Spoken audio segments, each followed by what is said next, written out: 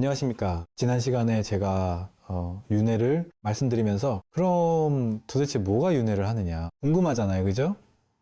저도 솔직히 많이 궁금합니다. 그래서 그 부분에 있어서 우리가 흔히 이제 윤회라고 하면은 이제 전생에서 다음 생으로 가는 건데, 그러다 보니까 많은 분들이 영혼이라고 하는 게 있어 가지고 이렇게 윤회를 하지 않겠냐 이렇게 생각하지만, 불교에서는 엄밀히 말하면 유어, 그런 영혼이 아니고 식의식이라고 하는 것이 이렇게 전생에서 다음 생으로 계속 흘러간다, 이제 이런 말씀을 드렸어요. 콧방귀.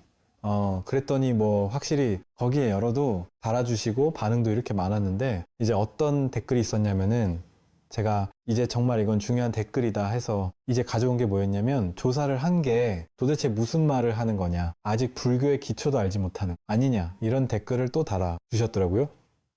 아, 맞습니다. 불교는 워낙 이렇게 제가 좀 변명을 드리면 워낙 방대하기 때문에, 예, 불교라고 하는 게 굉장히 이렇게 좀, 알 수 없는 그 모르는 부분이 상당히 많이 있습니다. 그래서 콧방귀, 이런 부분을 중심으로 오늘은 식, 의식, 마음, 우리가 불교를 보면 많이 쓰는 단어들이죠. 그죠? 그런 단어들을 중심으로 한번 말씀을 나눠드려 볼까 합니다. 자, 콧방귀, 그러면은 그 말씀을 드리기 전에, 여러분들 혹시 그저기 나온 지 한 10년 넘었는데, 이 아마 12년 중 12년에 나온 그 영화 중에 건축학 결론이라는 영화가 있습니다. 뭐 보시는 분들 많이 계실 텐데요. 뭐 흔히 이제 그 영화를 보고 남자들이 이제 첫사랑을 떠나보내는 그런 영화다, 뭐 이런 이제 평도 있고, 저도 뭐 이제 개봉한 이후에 이제 몇 년 뒤에 이렇게 그걸 봤는데, 저는 하여튼 상당히 재밌게 봤습니다. 그거를 저는 이제 개인적으로 또 제주도를 또 굉장히 좋아하거든요. 거기 또 배경이 또 중요한 그 배경 중에 하나, 제주도잖아요. 그죠? 근데 거기서 이제 주인공 그 엄태웅 씨하고 이제 한가인 씨가 그 바닷가에서 술을 한잔하는 그런 이제 장면이 있는데, 매운탕 나왔습니다. 지금도 드셔야 돼요. 매운탕. 이름 이상하지 않냐? 아니, 알이 들어가면 알탕이고 갈비가 들어가면 갈비탕인데, 이건 그냥 매운탕. 탕앤드 맵다. 꽤 끝이잖아. 안에 뭐가 들어가도 그냥 다 매운 탕. 마음에 안 들어. 그럼 그냥 질의를 시킬 거나, 그냥 나 사는 게 매운탕 같아서 안에 뭐가 들었는지 모르겠고 그냥 맵기만 하네. 이제 갑자기 왜 또 식의식 마음, 또 윤회, 이런 얘기 하면서 갑자기 매운탕이 웬 말이냐? 콧방귀. 사실 우리나라의 그 불교 신자님들이, 그리고 불교를 하나의 어떤 철학으로 접근하시는 분들이 조금 경계해야 될 중에 점 중에 하나가, 제가 봤을 때는 바로 이 공의 매운탕입니다. 불교 내부의 어떠한 사상적 맥락으로 그것이 공을 얘기했는가에 대한 거는 조금 등한시하고 모든 걸 공이다, 이렇게 봐버리는 게 상당히 많은 것 같아요. 이 건축학 개론의 이 모든 게 매운탕이다, 이게 너무 이렇게 와닿았어요. 안에 뭐가 들어가 있는지도 모르고 다 매운탕이다, 그건 안 되잖아요. 그죠? 물론 저 매운탕 좋아합니다. 매운탕 맛있고. 그렇게 한데, 콧방귀, 우리가 불교라고 하는 게, 그럼 아까 전에 제가 이제 댓글 중에 한 분이, 야, 너 뭔 말하냐? 불교의 기초도 모르면서 떠들기만 하냐? 이렇게 말씀을 하셨는데, 불교라는 건 제가 지난번에도 한번 말씀드렸지만, 무려 역사만 우리가 이 500년이에요. 그죠? 그래서 그 세계의 가장 그 모든 종교들 중에 가장 역사가 오래된 게 이제 불교입니다. 그러면 불교의 발상지가 우리가 인도예요. 그죠? 인도고, 그 인도라고 하는 거 자체가 세계 4대 문명이 하나예요. 그죠? 그러면 그 불교가 그 다음에 물론 이제 뭐 스리랑카로도 전해지고, 그 다음에 중국으로 또 전해져요. 기원, 전후에서. 그러면 중국이라고 하는 데는 또 여러분들 아시겠지만은 세계 고대 4대 문명 중에 하나가 또 중국입니다. 자, 그러면 그 다음에 한국이나 일본은이 중국화된 불교를 받아들인 나라들이에요. 그리고 우리나라보다 조금 뒤에 이제 티베로 또 불교가 전해지고, 무슨 말씀이냐면 불교라고 하는 거는 무려 세계 양대 문명에 걸쳐서 이게 발전하고 전파가 됐어요. 세계 종교 역사에서 이렇게 전혀 이질적인 문명에서 발전하고 전파된 불어 종교는 불교가 유일합니다. 즉 인도 불교 자체도 매우 복잡한데 그것이 사상과 역사와 배경과 언어와 가치관이 전혀 다른 중국으로 또 들어가서 이게 불교화가 된다는 건 그 중국 불교에는 중국적 요소가 상당히 많이 들어가 있어요. 우리 중국 하면 그 유가가 있고 도가가 있고 여러 가지 그 또 사상, 체계가 이미 불교가 들어가기 전에 중국에선 중국 사상이 그렇게 발전돼 있었거든요. 그럼 인도에서 만들어진 불교가 중국으로 들어갈 때는 이런 중국 사상들과 굉장한 마찰과 그 긴장관계와 타협과 변형을 할 수밖에 없습니다. 그거는 모든 종교나 사상이 전파될 때 겪어야 될 일이지만 인도 불교라고 하는 이 인도 유로족에 속하는 그 사고관에 속한 종교가 이 평화 문명으로 전해질 때는 우리 상상 이상의 변형이 들어가요. 일단 인도 불교도 복잡하고 이미 중국의 고등 문명들과 불교가 이렇게 그 긴장 관계를 형성하면서 중국적으로 해석한 그 학파도 엄청나게 많이 있어요. 그거를 갖다가 다시 또 언어가 중국어와 일본, 저 인도가 전혀 다르다 보니까 한문으로 번역하면서 또 의미의 또 그 변화가 엄청나게 많이 일어나요. 그걸 우리나라와 일본이 또 받아들이게 되는 거죠. 무슨 말씀이냐면 불교 자체도 매우 복잡한데 이게 문명이 다른 곳으로 전해지면서 더 복잡하게 변한다는 거예요. 그러면 제가 아까 말씀드린 대로 우리가 공에 매운 탕을 끓이면 안 돼요. 우리가 많이 알고 있는 거는 불교 이러면 다 공이다. 물론 제가 물론 간단하게 말씀드린 거긴 한데, 공이라는 얘기를 하기 위해서는 그 밑에 어떠한 역사적인 그 사상적 변화가 있었는가를 다 들여다보고 마지막에, 그건 공이다. 이렇게 해야 되지, 처음부터. 공이다. 이래 버리면은 그 불교가, 발전되고 전파되면서 변형했던 과정을 전부 매운 탕 속으로 집어넣는 이러한, 결과를, 철하게 됩니다. 그런데 우리나라에 들어온 불교는 당연히 공이라고 하는 거는 이 대성불교의 이제 그게 상징적인 거기 때문에 우리나라나 중국이나 뭐 일본이나 다 대성불교를 받아들였기 때문에 시작점을 다 공으로부터 잡아요. 이게 이 말씀을 왜 드리냐면, 자, 그러면 윤회가 있냐 없냐를 얘기할 때 이제 이렇게 해석하시는 분들이 상당히 많이 있습니다. 윤회도 공이요. 뭐 부처님 말씀도 공이다. 이제 이렇게 말씀하시는 분이 많이 있어요. 근데 그거는 공 이러면은 궁극적으로는 그 말씀이 맞습니다. 제가 그걸 부정하는 게 아니라, 그리고 왜 윤회를 공이라고 표현했는지, 왜 불교의 어떤 경전에서는, 그리고 그 경전을 주석한 그 주석서들, 그죠? 그 주석서들을 모아놓은 걸 우리가 논장이라 그러죠. 논장, 그죠? 경전을 모아놓은 걸 경장, 그 다음에 논장, 그 다음에 계율을 모아하는 걸 율장, 이렇게 하는데, 이 3장 중에 왜 그러면 어떤 논서에서는 그 논장에 속하는, 논에서는 부처님 말씀, 또 윤회도 뭐 다공이라고 했느냐, 그거는 그 나름의 그 사상적인 발전 과정이 쭉 있었던 거예요.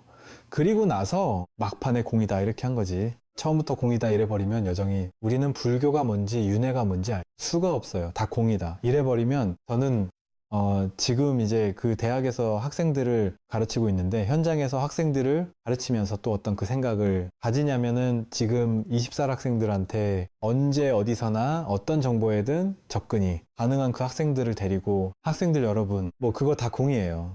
윤회 다 공이지요. 부처님 말씀 다 공이다. 너희들 살아봐라. 다 공이다. 틀린 말은 아니죠. 그죠? 근데 그거는 예를 들자면, 뭐 저 정도 나이만 돼도 이제 대도시 생활도 이렇게 해보고, 그 다음에 이제 또 뭐 시골에서도 살아보고, 이러면서 그 어떤 그 직접 경험한 데서 오는 어떤 비교의 그 안목도 생기고 내 경험도 있고 이러니까 그런 말을 할 수 있는 거지. 그게 없는 20살 학생들한테 얘들아 다 공이야, 그거 다 할 필요가 없어. 그깟 와닿지가 않겠죠. 그죠? 자, 그런 의미에서 제가 지난 6회에 걸쳐서 이안 스티븐슨 교수가 연구한 전생을 기억하는 아이들의 케이스가 있으니까, 그분이 정신의학자로서 그거를 조사를 쭉 2,000건 넘는 조사를 쭉 하고, 그래서 뭔가 이 공포증이라고 하는 게 하고는 게 아닐까? 그런데 전생을 이야기한다고 주장하는 애들이 있어서가 보니까 얘들의 전생이 또 또 맞는 것 같고, 그래서 제가 이 말씀을 왜 드리냐면, 우리가 어차피 윤회다 전생이다 이러면은 뭐 우리 아무도 뭐 전생을 뭐 제대로 기억하고 이런 사람이 없으니까, 그러면 이러한 객관적으로 접근하고자 했던 분들의 연구 성과를 조금 더 이렇게 참고를 하면은, 는 단순히 윤회는 공이다 이렇게 가지 말고, 궁극적으로는 그 깊은 의미가 있다 하더라도 그것이 이런 걸 봤을 때, 그리고 경전의 숱하게 많은 경전의 부처님 말씀이 윤회를 너무나 디테일하게 말씀하시는 걸 봤을 때는, 윤회는 단순히 상징이다 라고 볼 수는 없지 않겠냐. 저가 그런 의미에서 이안 스티븐슨 박사의 연구 자료를 제가 소개를 해드린 겁니다. 자, 그러면 계속해서 그와 관련해서 제가 이제 말씀을 드리고 싶은 게 뭐냐면, 그러면 윤회를 한다. 당연히 이제 불교 교리에서 윤회는 뭐 이제 상징으로 믿든 어떻게 보든 간에, 윤회는 불교 교리에 있어서 매우 중요한 그 부분을 차지합니다. 그러면 이걸 쉽게 이렇게 얘기할 수가 없는 게, 이렇게 뭐 많은 분들 이렇게 말씀을 나눠보면 윤회를 되게 좀 이렇게 쉽게 윤회가 그냥 뭐 그러면 있지, 아니다 없지, 이제 이렇게 하는데, 윤회를 얘기할 때 불교 교리에서 굉장히 그 어려운 부분이 뭐냐면, 바로 이 무화와 윤회를 양립시키기가 쉽지 않다라는 겁니다.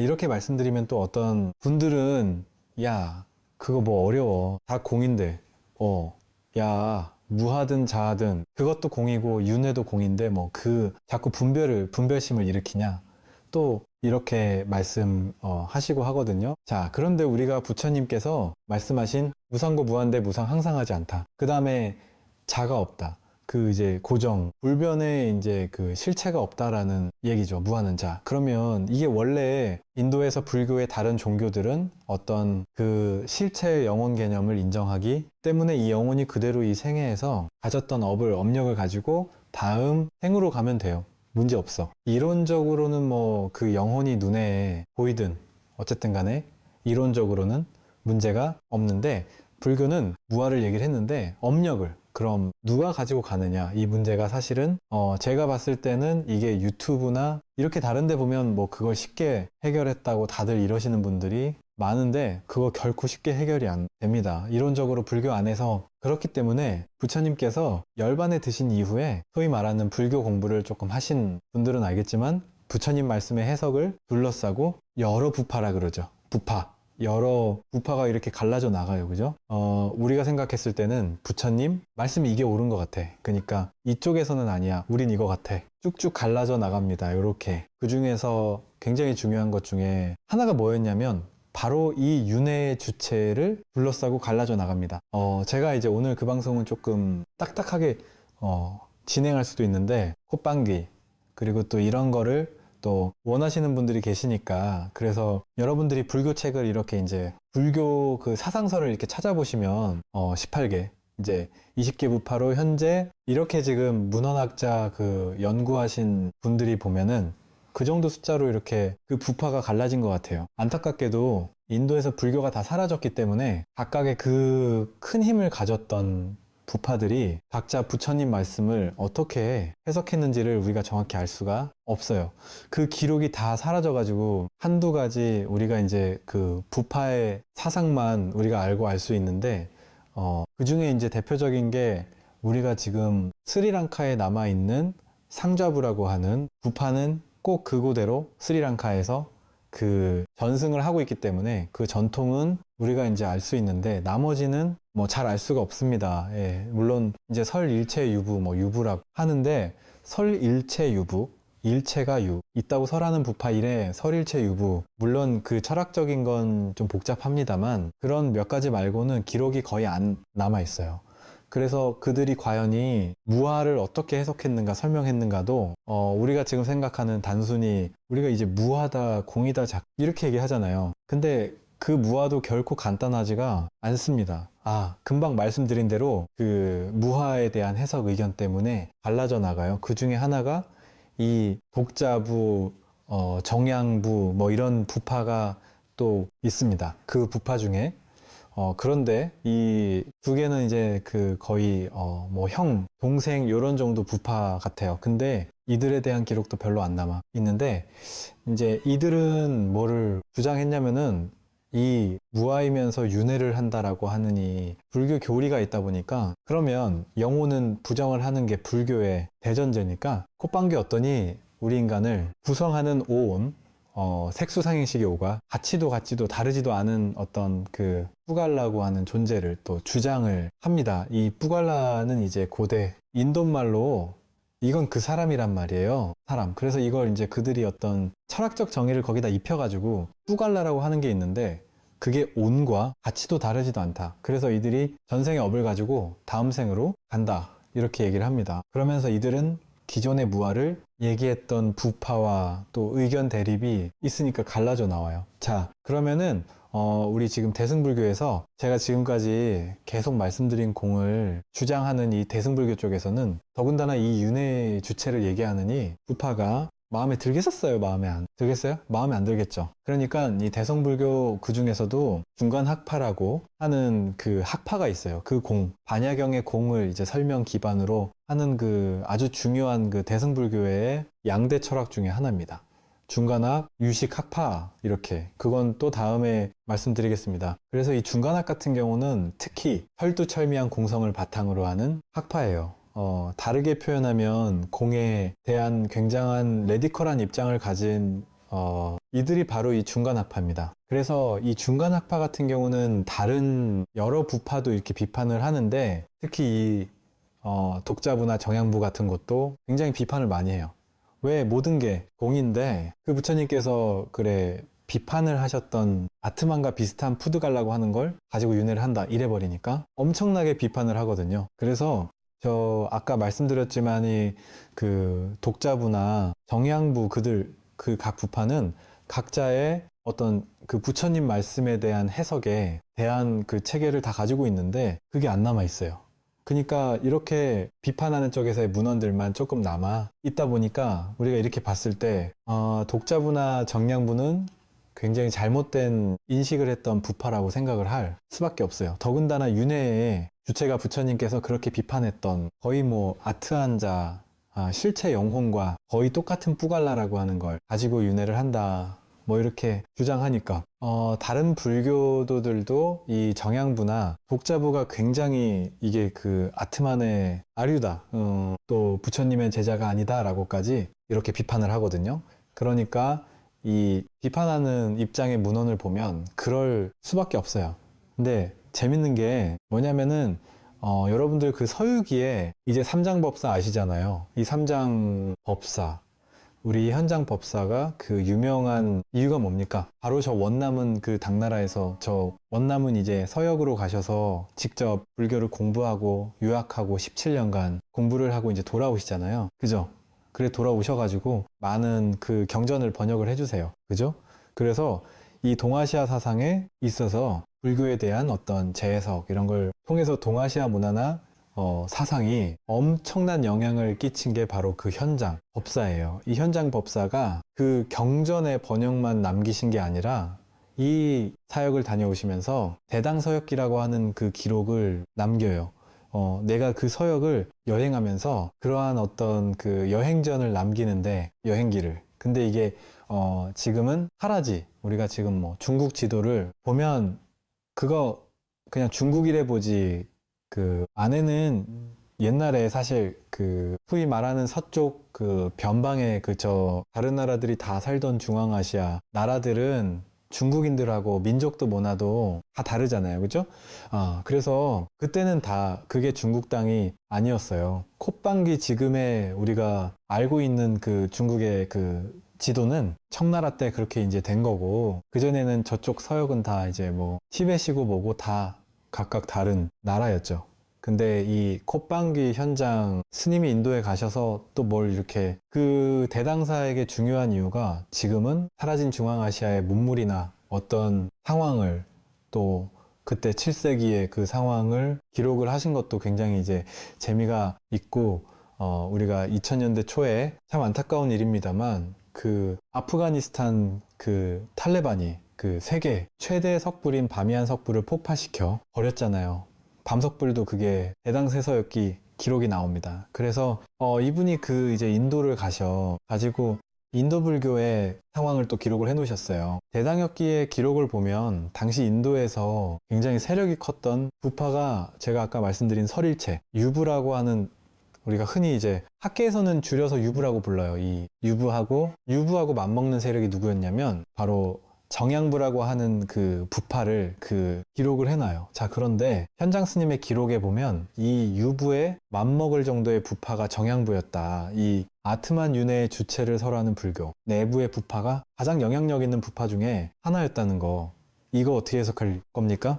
즉 정양부나 독자부라고 하는 부파가 뭐 그 외에 뭐 다른 여러 가지 이제 뭐 돈 또 이렇게 주장을 하셨겠지만 우리가 알 수가 없어요. 기록이 안 남아 있어서. 그런데 어쨌거나 이러한 윤회의 주체를 적극적으로 한번 의견을 개진하려고 했던 무파가 인도 불교 안에서 가장 세력이 강한 설일체유와 정양부였다라고 하는 이 기록은 두고두고 연구할 가치가 있는 겁니다. 안타깝게도 관련 문헌이 많지 않아서 우리가 잘 알 수는 없지만 제가 여기서 드리고 싶은 말씀은 뭐냐면 고대 인도 불교도들도 윤회의 주체와 무아 사상의 양립이 매우 어려웠다는 겁니다. 근데 이것을 갖다가 단순히 다 공이다 이렇게 치부해버리면 이건 공의 매운탕이 돼 버려요. 이거를 타개하기 위해서 유식 학파도 여러 가지 이제 그 고안을 또 했던 것이고, 그 이전에 이런 부파 중에서 정량부 독자부 같은 데는 좀 더 적극적으로 뭔가 윤회하는 주체가 있는 것 같아라는 식으로 얘기를 꺼냈다는 겁니다. 무아와 윤회 문제는 결코 그렇게 간단한 문제가 아닙니다. 그러면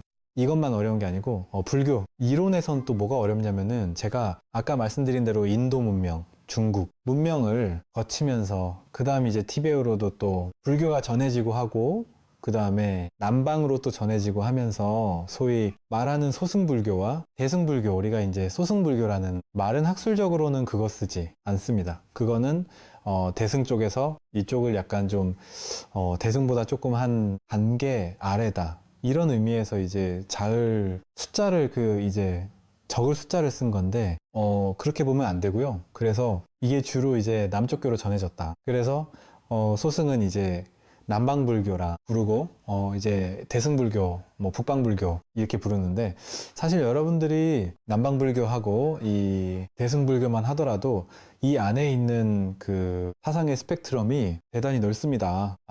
제가 또 너무 이 큰 소리로 말씀드린 것 같은데 대단히 넓어요. 다시 한번 제가 오늘의 주제로 말씀드립니다. 이 200년 동안 서아시아를 제외하고 모든 아시아로 전해지니 불교가 더군다나 인도 문명과 중국 문명이라고 하는 양대 거대 문명을 통과한 불교가 하나의 사상, 체계로 해석을 할 수가 없어요. 그거는.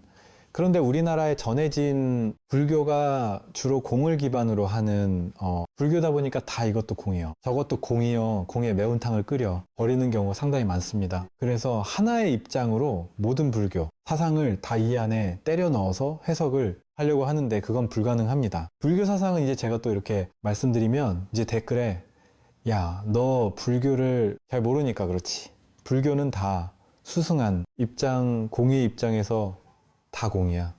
그런 아르마리는 다 분별일 뿐이다. 이제 이렇게 말씀하시는 분들도 있는데, 그거는 이제 또 우리나라의 특히 이제 이 선종이라고 하는 굉장히 중국화된 불교가 주류가 됐기 때문에 이제 나타나는 현상입니다. 자, 그래서 제가 여기서 한 가지 이제 정리할 거는, 그래서 이 불교가 더 위대하고 저 불교는 뭐 좀 낫다 이렇게 보시면 안 된다는 거예요. 그리고 이 무아와 윤회라는 것만 하더라도 불교의 근본, 그 교리하고 완전 맞닿아 있는 건데 양립하기가 쉽지가 않습니다. 이게 해석하기가. 그런데도 불구하고 공 하나에다가 그냥 야, 이것도 공이고 저것도 공이고 더 이상 아르마리로 식별 분별 내지 마에.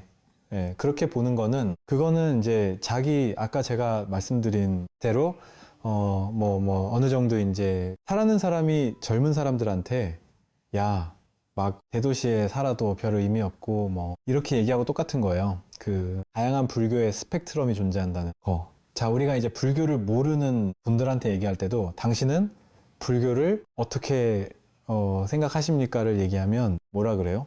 불교는 절대자가 없다라고 얘기해요. 그죠? 초월적 존재가 없고 다 자기 수양해서 자기 스스로 깨닫는 게 아니냐. 아주 간단하게 말씀드리면 이제 이렇게 말씀하시는 분들이 많이 있어요. 그죠? 그런데 제가 지난 시간에도 말씀드렸지만 우리가 사실 지금 불교 신의람에 있어서 부처님은 사실상 거의 절대자, 초월자적으로 우리가 모시는 경우가 많이 있습니다. 그렇지 않습니까?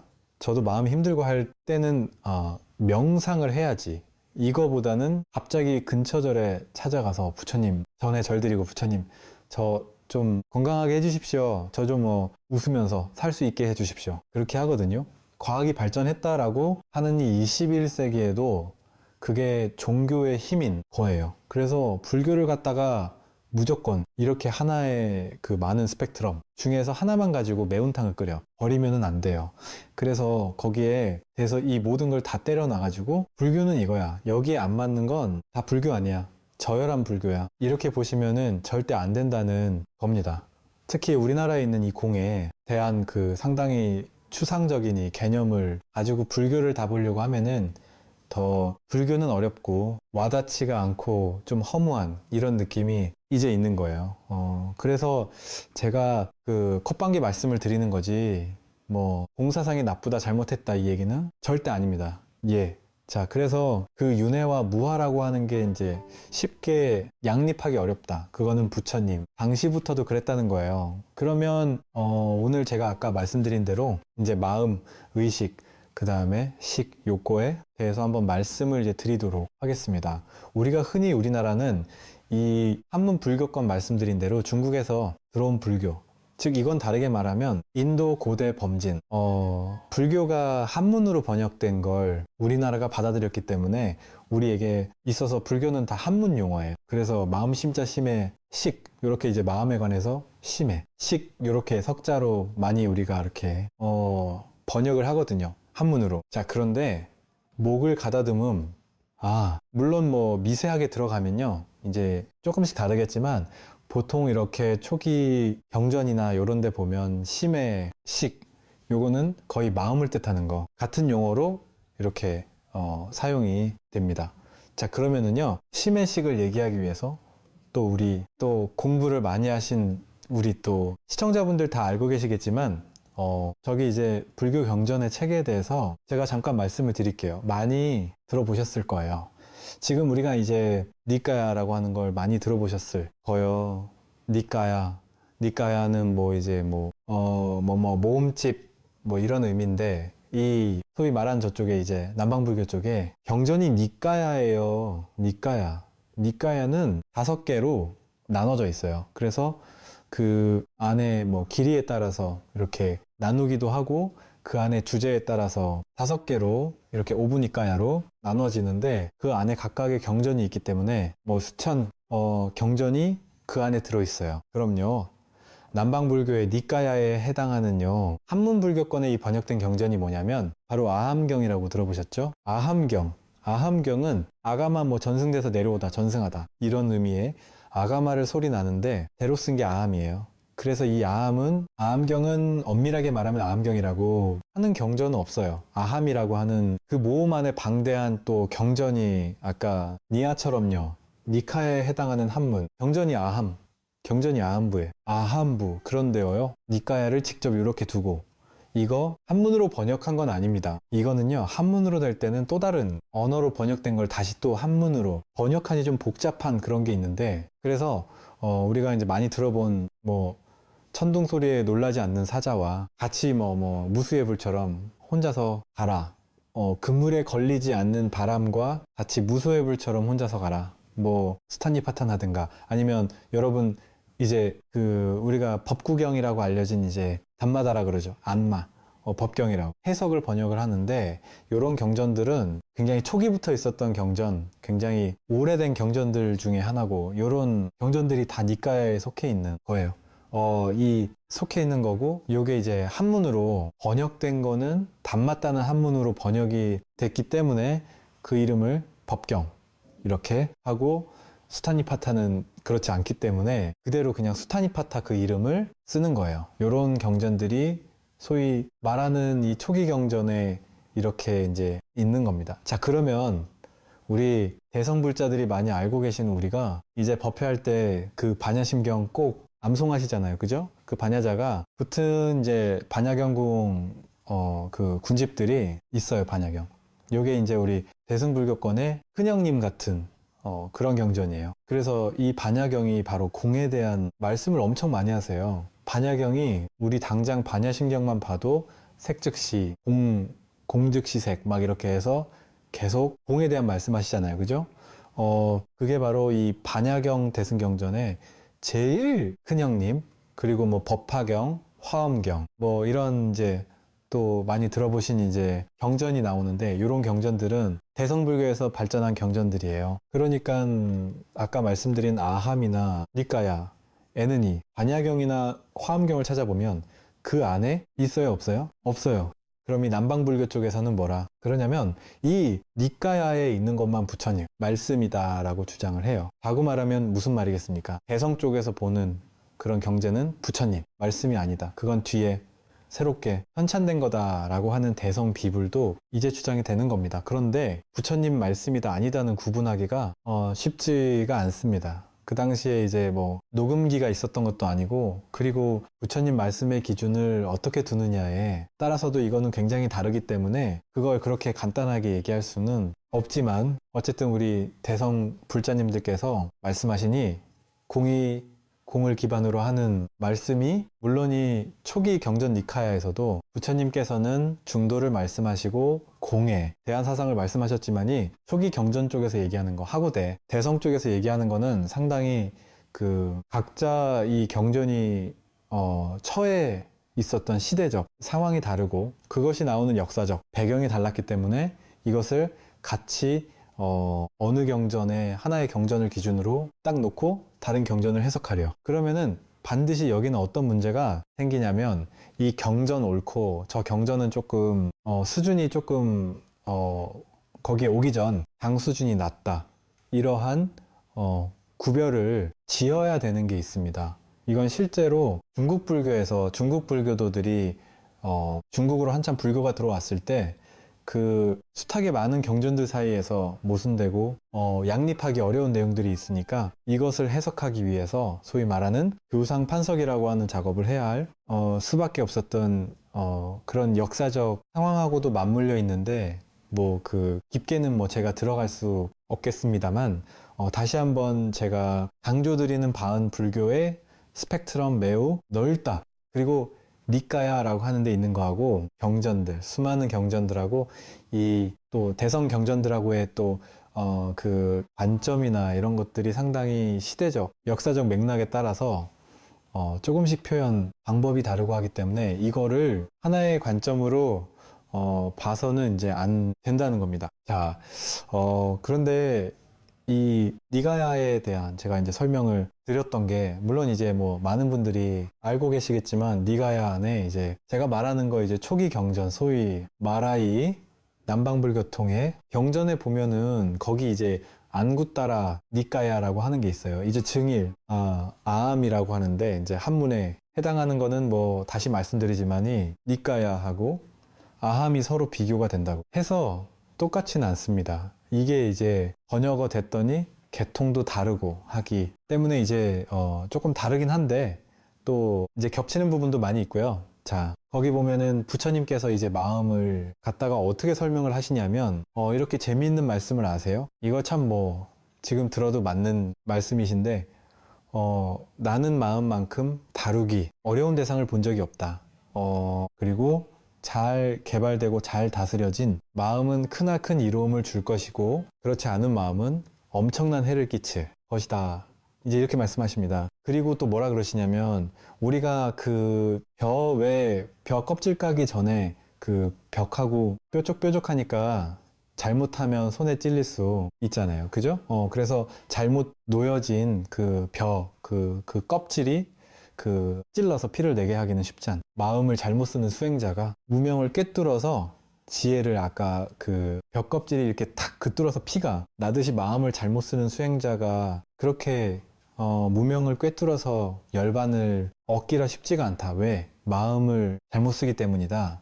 또 이런 말씀도 이렇게 하십니다. 자, 그런데 경전에 보면은 경전이라고 하는 거는 부처님께서 그 당시에 인도의 여러 지역을 다니시면서 그때그때 사람들이 뭘 물어오면 그걸 대답을 하시고 또 거기에 대한 적절한 비유를 들어갖고 설명을 하시기 때문에 어떤 체계적인 이거의 정의는 뭐고 이거는 어떻고 뭐다 탁탁탁탁 이렇게 하시지는 않으셨을 겁니다. 왜냐면 그때 그 부처님이라고 깨달은 분이 오셨을 때 거기에 모여던 그 중생들이 그 교육도 다 천차만별이고 아는 그 근거도 다 다르고 하니까 부처님께서 최대한 이차학적으로 이론적으로 설명을 하시기보다는 우리가 설명을 할 때 가장 쉬운 비유가 방법이 바로 비유를 드는 거잖아요. 그러니까 많은 예시를 드십니다. 그거 자체는 고대 인도인들이 어떤 대화를 할 때 중요시 여겼던 방법 중에 하나가 예시이기 때문에 그래요. 그래서 우리가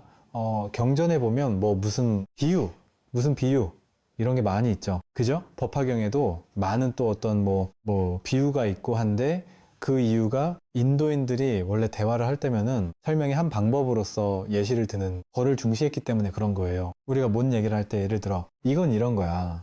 이러면 참 이해가 쉽잖아요. 그죠? 그렇게 되는데 그래서 이 경전 자체만 가지고는 그 안에서 마음이 뭐다 이렇게 명확하게 많이 나와 있지 않아요. 근데 그거는 바로 이제 후대의 부처님 제자들이 논서로서 쓰면서 그 안에 이제 부처님 말씀을 우리가 이제 유추해 보니까 마음은 이런 개구나 이런 것이 겪겠거니 하고 생각을 하는 거예요. 그래서 그 마음의 가장 중요한 기능은 바로 뭐냐면 아는 기능이에요. 안다, 즉 인식하는 기능입니다. 그러니까 불교적으로 얘기하면 저도 예시를 들면 나는 이 컵을 안다 이러면 내가 이 컵에 마음이 있다 이러면 내가 이 컵을 아는 거예요. 그죠? 그래서 초기 경전에서 말하는 불교에서 말하는 어떤 그 마음의 기능은 바로 안다라는 기능입니다. 아는 기능. 그렇게 이제 얘기를 하고 있어요.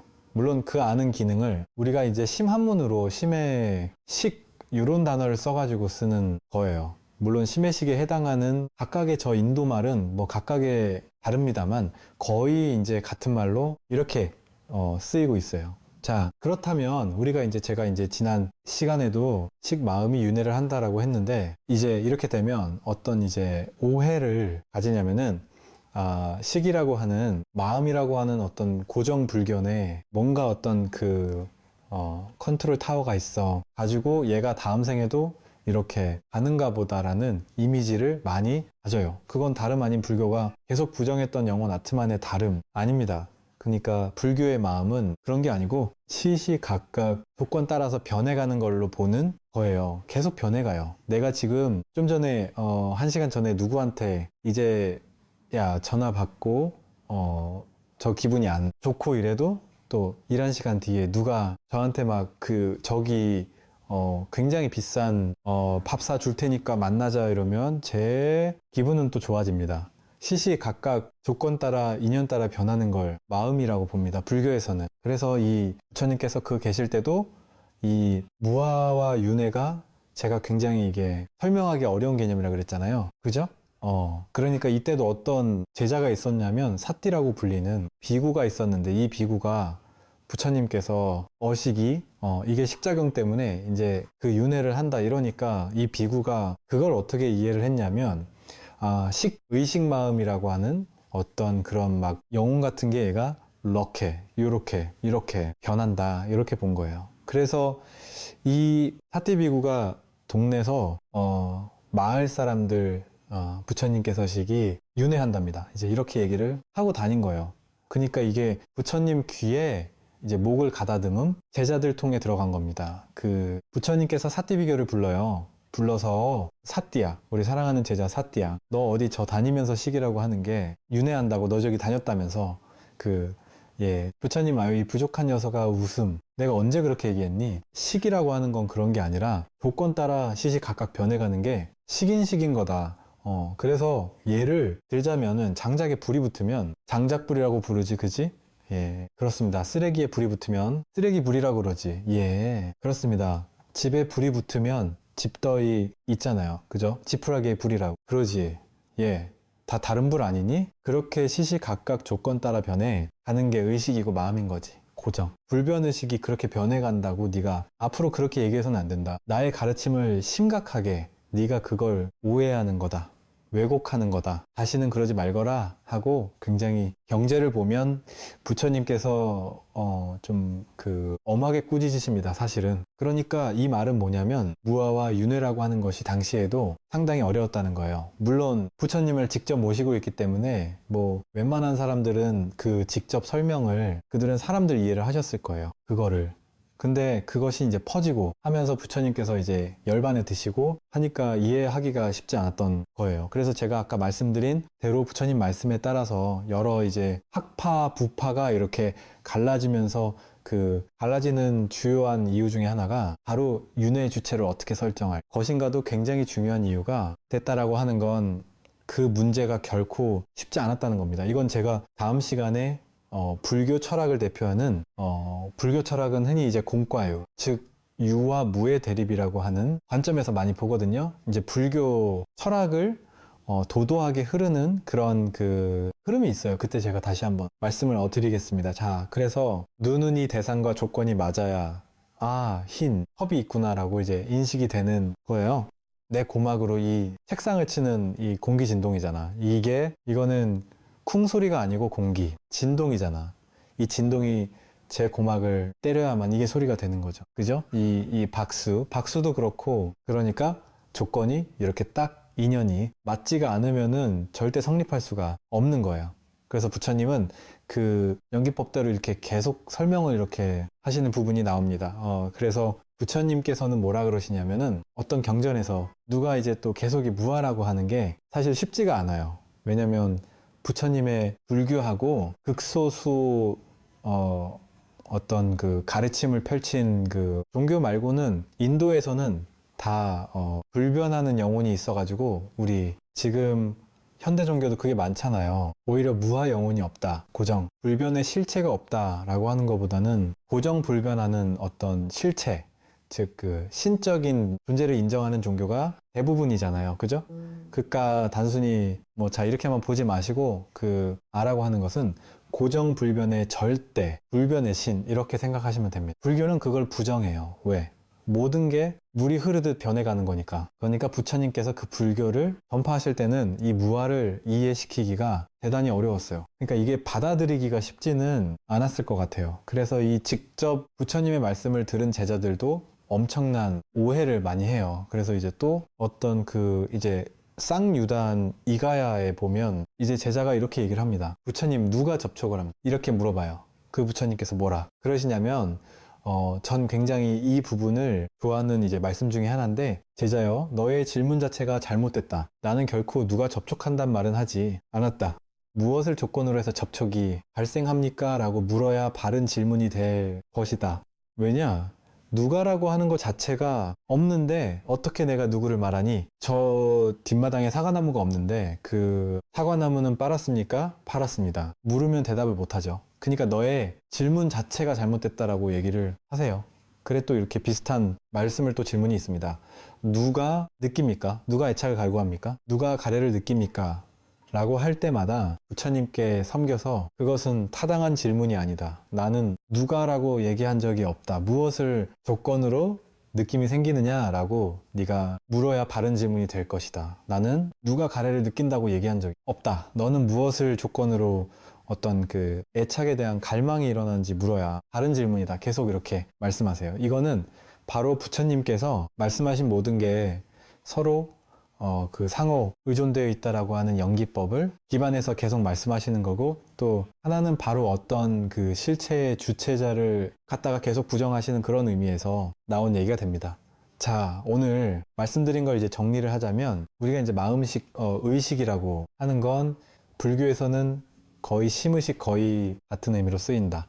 그러면 그 의미는 뭐냐? 바로 대상을 아는 기능이 마음 작용이에요. 불교에서 전통적으로 그것이 이제 뒤로 가면서 마음을 조금 이렇게 콧방귀 좀 더 큰 의미를 이제 부여하기도 하는데, 그건 다음에 말씀드리기로 하고, 그래서 불교에서 이 마음시, 이 윤회한다라고 했을 때는 식이라고 하는 고정불변의 어떤 영혼을 대체하는 그게 아니고 시시 각각 조건 따라 변해가는 걸 얘기하는 겁니다.